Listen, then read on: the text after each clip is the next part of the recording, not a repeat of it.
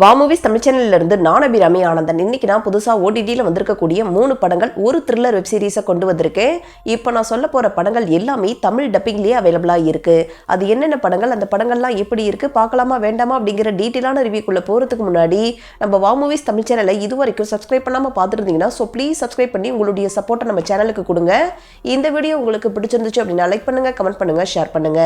இப்போ வாங்க நம்ம வீடியோக்குள்ள போகலாம். இப்போ நம்ம ஃபஸ்ட்டாக பார்க்க போகிற படம் டைரெக்டாக ஓடிடியில் ரிலீஸ் ஆன ஹிந்தி படமான சிஸ்டம் அப்படிங்கிற கோர்ட் ரூம் கிரைம் த்ரில்லர் படம். இந்த படத்துடைய ஸ்டார்டிங் ஸ்டோரி என்ன அப்படிங்கிறத நம்ம பார்த்துடலாம். படத்துடைய ஆரம்பத்திலே நம்ம ஹீரோயினை காட்டுறாங்க. நம்ம ஹீரோயின் ஒரு லாயராக இருக்காங்க. இவங்க எடுத்த எல்லா கேஸ்லையுமே தொடர்ச்சியாக தோத்துக்கிட்டே இருக்காங்க. ஆனால் நம்ம ஹீரோயினுடைய அப்பாவோ ப்ரைவேட்டாக ஒரு லா ஃபேம் வச்சு நடத்திட்டு இருக்காரு. ஃபேமஸான ஒரு லாயரு. இவருடைய ஃபெம்மில் போய் ஜாயின் பண்ணணும் அப்படிங்கிறதான் நம்ம ஹீரோயினுடைய ஆசை. ஆனால் தன்னுடைய சொந்த பொண்ணாவே இருந்தாலும் தனியாக ஒரு 10 கேஸை எடுத்து அதை ஜெயிச்சுட்டு வாமா, அதுக்கப்புறம் உன்னை என்னுடைய ஃபேமில் சேர்த்துக்கிறேன் அப்படிங்கிற மாதிரி நம்ம ஹீரோயினுடைய அப்பா ஹீரோயின் கிட்ட தெளிவாக சொல்லிடுறாரு. இப்படி இருக்கும்போது நம்ம ஹீரோயின் ஒரு கேஸில் தோக்குற மாதிரியான ஒரு சுச்சுவேஷன். அந்த டைமில் கோர்ட்டில் ஸ்டெனோகிராஃபராக வேலை செஞ்சுட்டு இருந்த நம்ம ஜோதிகா ஹீரோயின் இந்த கேஸில் ஜெயிக்கிறதுக்காக ஒரு சின்ன டிப்ஸை கொடுக்குறாங்க. அதை யூஸ் பண்ண நம்ம ஹீரோயின் அந்த கேஸில் ஜெயிச்சிடுறாங்க. இதுக்கப்புறம் மீதி இருக்கக்கூடிய 9 கேஸையும் நம்ம ஹீரோயின் ஜெயிச்சாங்களா இல்லையா அப்படிங்கிறது தான் இந்த படத்துடைய மீதி கதை. இந்த படத்தில் எனக்கு பாசிட்டிவாக பட்ட முதல் விஷயம் என்னன்னா, படத்தில் நடிச்சிருந்த எல்லாருமே ரொம்ப சூப்பரான ஒரு பர்ஃபார்மன்ஸை கொடுத்துருக்காங்க. அதுலேயும் குறிப்பாக ஜோதிகாவாக இருக்கட்டும், சோனாக்ஷி சின்ஹாவாக இருக்கட்டும், எல்லாருமே ரொம்ப நீட்டான ஒரு பர்ஃபார்மன்ஸை கொடுத்துருக்காங்க. கிளைமேக்ஸில் ஒரு சில காட்சிகள் நல்லா எமோஷனலாகவே இருந்துச்சு. பர்டிகுலராக அந்த ஃப்ளாஷ்பேக்கில் வரக்கூடிய சீன்ஸ் எல்லாம் ஓரளவுக்கு எமோஷனலாகவே கொண்டு போய் முடிச்சிருந்தாங்க. மேக்கிங் வைஸ் ரொம்ப நீட்டாகவே பண்ணியிருந்தாங்க. பிஜிஎம்மும் ரொம்ப சூப்பராகவே இருந்துச்சு. படத்துடைய செகண்ட் ஹாஃப் ஃபுல்லாகவே கோர்ட் ரூம் ட்ராமா மாதிரி தான் போகும். 2 லாயரும் வாதாடக்கூடிய சீன்ஸாக இருக்கட்டும், இல்லை ஒரு சில இன்வெஸ்டிகேஷன் சீன்ஸாக இருக்கட்டும், அதையெல்லாம் ஓரளவுக்கு சுவாரஸ்யமாகவே கொண்டு போயிருந்தாங்க. அங்கங்க ஒரு சில காட்சிகள் ஸ்லோவா போற மாதிரி இருந்தாலும் பெருசா போர் அடிக்காத மாதிரி கொண்டு போயிருந்தாங்க. ஆனா இந்த படத்துல இருக்கக்கூடிய பிரச்சனை என்னன்னா, ப்ரீ கிளைமேக்ஸ்ல ஒரு ட்விஸ்ட் இருக்கு. ஆனா அந்த ட்விஸ்ட்டை நான் ஸ்டார்டிங்லேயே கெஸ் பண்ணிட்டேன். மேபி நீங்களும் கெஸ் பண்றதுக்கான சான்ஸ் இருக்கு. ரெண்டாவது, படத்துடைய கிளைமேக்ஸ்லாம் இப்படிதான் போய் முடியும் அப்படின்னு சொல்லி நம்ம ஈஸியா கெஸ் பண்ணிடுவோம். அந்த மாதிரி தான் இந்த படத்துடைய கிளைமேக்ஸையும் கொண்டு போய் முடிச்சிருந்தாங்க. ஒரு சில காட்சிகளை இன்னுமே இவங்க எமோஷனலா நல்லாவே ஒர்க் அவுட் பண்ணியிருக்கலாம். ஓவராலா ஒரு மொத்த படமா பார்க்கும்போது ஓடிடியில் தாராளமாக ஒரு தடவை பார்க்குற மாதிரியான ஒரு படம் தான். ஆனால் ரொம்ப சூப்பரான படம் அப்படின்லாம் சொல்லிட முடியாது. இந்த படத்தை நீங்கள் பார்க்கணும் அப்படின்னு நினச்சிங்கன்னா அமேசான் பிரைமில் தமிழ் டப்பிங்லேயே அவைலபிளாக இருக்குது. அடல்கனண்டை பொறுத்த வரைக்கும் பெருசாக அந்த மாதிரியான காட்சிகள் அப்படின்னு சொல்லி இல்லை. நீங்கள் தாராளமாக ஃபேமிலியோடையே பார்க்கலாம்.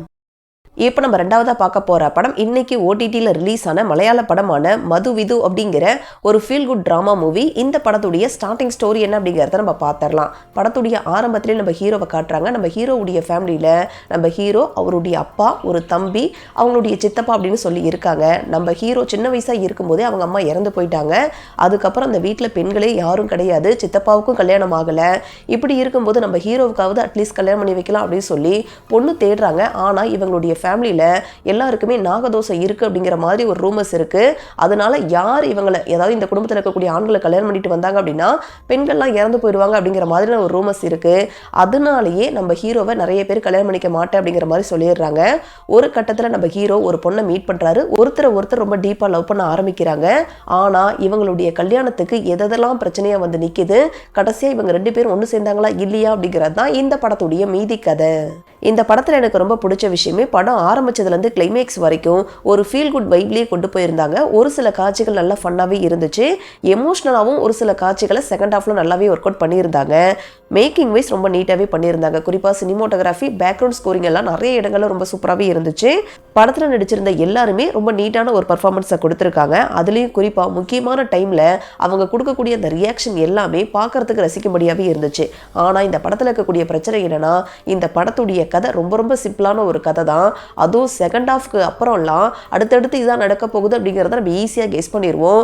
மூணாவது, இன்னுமே காமெடி ஒரு சில இடங்களில் நல்லாவே ஒர்க் அவுட் பண்ணியிருக்கலாம். ஒரு சில இடங்களில் நல்லாவே இவங்க ஸ்டேஜ் பண்ணியிருக்கலாம். ஓவராலாக ஒரு மொத்த படமாக பார்க்கும்போது ஸ்டார்டிங்லேருந்து கிளைமேக்ஸ் வரைக்கும் ஒரு ஃபீல் குட் வைப்லேயே போகக்கூடிய ஒரு படம். அதனால் தாராளமாக ஒரு தடவை ட்ரை பண்ணி பார்க்கலாம். இந்த படம் சோனி லைவ்ல தமிழ் டப்பிங்லேயே அவைலபிளாக இருக்குது. அடல்கனல்லாம் எதுவுமே இல்லை. நீங்கள் தாராளமாக ஃபேமிலியோடையே பார்க்கலாம். இப்போ நம்ம மூணாவதாக பார்க்க போகிறது ஹாலிவுட் வெப் சீரிஸான த பரோஸ் அப்படிங்கிற ஒரு ஃபேண்டசி த்ரில்லர் சீரிஸ். இந்த சீரீஸில் டோட்டலாக 8 எபிசோடு இருக்குது. ஒவ்வொரு எபிசோடும் ஆவரேஜாக ஒரு 50 மினிட்ஸ் ரன் ஆகக்கூடியது. இப்போ இந்த சீரீஸுடைய ஸ்டார்டிங் ஸ்டோரி என்ன அப்படிங்கிறத நம்ம பார்த்துடலாம். சீரீஸுடைய ஆரம்பத்திலே நம்ம ஹீரோவுடைய ஒய்ஃபை காட்டுறாங்க. நம்ம ஹீரோ ரொம்ப வயசான ஒரு நபர் தான். அவருடைய ஒய்ஃபு பரோஸ் அப்படிங்கிற ஒரு பிரைவேட் சிட்டியில் வாழ்ந்துட்டு இருக்காங்க. ஒரு நாள் அவங்க நைட்டு தூங்கிட்டு இருக்கும்போது ஒரு வித்தியாசமான ஒரு மான்ஸ்டரை பார்க்குறாங்க. அதுக்கிட்ட இருந்து தப்பிக்க போராடும் போது எப்படியோ அந்த மான்ஸ்டர் நம்ம ஹீரோவுடைய ஒய்ஃபை வந்து கொண்டுடுது. இதுக்கப்புறம் ஹீரோயின் இறந்ததுக்கப்புறம், அதாவது நம்ம ஹீரோவுடைய ஒய்ஃப் இறந்ததுக்கப்புறம் ஹீரோ அதே வீட்டில் வந்து தனியாக வந்து தங்குறாரு. நம்ம ஹீரோவை பொறுத்த வரைக்கும் பேசிக்காக யாருக்கிட்டையும் பேசவே மாட்டார். ஆனாலும் அங்கே வந்ததுக்கப்புறம் அக்கம் பக்கத்து வீட்டுக்காரங்க கூட மெல்ல மெல்ல பேசி பழக ஆரம்பிக்கிறாரு. ஒரு நாள் அவருடைய வீட்டுக்கு பக்கத்தில் இருக்கக்கூடிய ஜாக் அப்படிங்கிற நபருடைய வீட்டில் ஃபோன் ரிங் ஆகக்கூடிய சத்தம் நைட்டு ஃபுல்லாக கேட்டுகிட்டே இருக்கு. ஆனால் ஃபோனை யாருமே எடுக்கலை. இதனாலேயே நம்ம ஹீரோ அவருடைய வீட்டுக்குள்ளே போகிறாரு. அப்போ ஒரு மான்ஸ்டர் அந்த ஜாக் அப்படிங்கிற நபருடைய ரத்தத்தை உறிஞ்சிட்டு இருக்கு. அதை பார்த்த உடனே நம்ம ஹீரோ பயங்கரமா ஷாக் ஆகுறாரு. எப்படியோ அந்த மான்ஸ்டர் கிட்ட இருந்து நம்ம ஹீரோ தப்பிச்சிடுறாரு. ஆனா அந்த ஜாக் அப்படிங்கிற நபர் அந்த இடத்துல இறந்து போயிடுறாரு. இதை போலீஸ் கிட்ட போய் சொன்னா அங்க யாருமே நம்ப மாட்டேங்கிறாங்க. இதுக்கப்புறம் அந்த மான்ஸ்டர் எங்க இருந்து வந்துச்சு, கடைசியா அந்த மான்ஸ்டரை நம்ம ஹீரோ அழிச்சாரா இல்லையா அப்படிங்கிறது தான் இந்த சீரீஸுடைய மீதி கதை.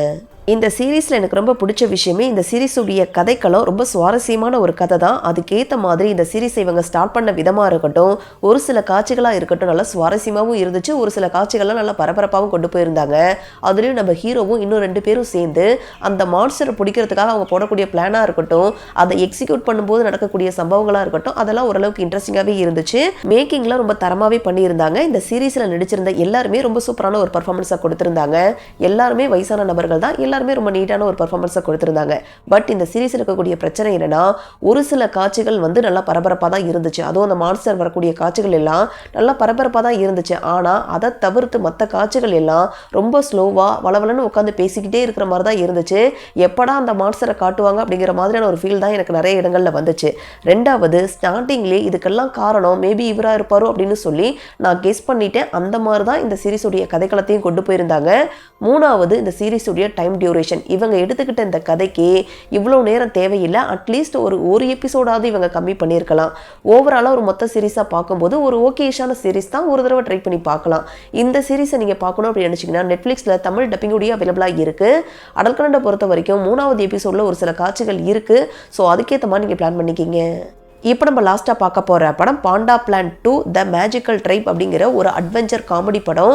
இந்த படத்துடைய கதை என்ன அப்படிங்கிறத நம்ம பார்த்துடலாம். 2024 வருஷம் பாண்டா பிளான் அப்படின்னு சொல்லி ஒரு படம் ரிலீஸ் ஆச்சு. அதனுடைய பார்ட் 2வாக தான் இப்போ இந்த படம் வந்திருக்கு. ரெண்டுமே வேறு வேறு கதை தான்.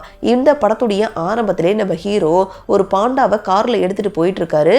அப்படி போகும்போது ரேடியோவில் வந்து ஒரு விஷயத்த சொல்லிட்டு இருக்காங்க. அதாவது ஒரு சில பழங்குடியின மக்கள் வாழக்கூடிய ஒரு கிராமம் இருக்குது. அந்த கிராமத்துடைய நுழைவு எங்க இருக்கு அப்படின்னே தெரியல. அந்த கிராமத்தில் இருக்கக்கூடிய மக்களுக்கு வெளி உலகத்துக்கு கூட எந்த ஒரு தொடர்புமே இல்லை. அந்த நுழைவு வாயில யாராலையும் கண்டுபிடிக்க முடியல அப்படிங்கிற மாதிரி சொல்லிட்டு இருக்கேன். நம்ம ஹீரோ கூட கார்ல வந்த ஒரு சில பேர் திடீர்னு ஒரு இடத்துக்கு வந்த உடனே மாயமா மறைஞ்சு போயிடுறாங்க. நம்ம ஹீரோவுடைய வண்டியில இருந்த அந்த பாண்டாவும் ஒரு குறிப்பிட்ட இடத்தை நோக்கி உள்ள போக ஆரம்பிக்குது.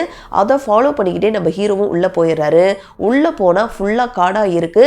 உள்ள அந்த ட்ரைபிள்ஸ்லாம் இருக்காங்க. அவங்க கிட்ட நம்ம ஹீரோவா இருக்கட்டும் இல்லை பாண்டாவா இருக்கட்டும் 2 பேருமே மாட்டிக்கிறாங்க. இதுக்கப்புறம் அங்கே நடந்த சம்பவங்கள் தான் இந்த படத்துடைய மீதி கதை. இந்த படத்துடைய ரிவ்யூவை ரொம்ப ஷார்ட்டாக சொல்லணும் அப்படின்னா வேஸ்ட் ஆஃப் டைம் அப்படின்னே சொல்லலாம். ஏன்னா எந்த ஒரு காட்சிகளும் ஃப்ரெஷ்ஷாகவும் இல்லை சுவாரஸ்யமாகவும் இல்லை. காமெடி எந்த இடத்துலையுமே எனக்கு பெருசாக ஒர்க் அவுட் ஆகவே இல்லை. என்னை பொறுத்த வரைக்கும் இந்த படம் ரொம்பவே ஒரு ஆவரேஜான ஒரு படம் தான். இன்ட்ரெஸ்ட் இருக்குது அப்படிங்கிறவங்க ட்ரை பண்ணி பாருங்கள். இந்த படம் லைன்ஸ்கேட் பிளேயில் தமிழ் டப்பிங்லேயே அவைலபிளாக இருக்குது. அடல்கனல்லாம் எதுவுமே இல்லை. நீங்கள் தாராளமாக ஃபேமிலியோடையே பார்க்கலாம். இதே மாதிரி நிறைய புது படங்களை பற்றி நீங்கள் தெரிஞ்சுக்கணும் அப்படின்னு நினச்சிங்கன்னா மறக்காம நம்ம வா மூவிஸ் தமிழ் சேனலை சப்ஸ்கிரைப் பண்ணுங்க, லைக் பண்ணுங்க, ஷேர் பண்ணுங்க, கமெண்ட் பண்ணுங்க. தேங்க்யூ.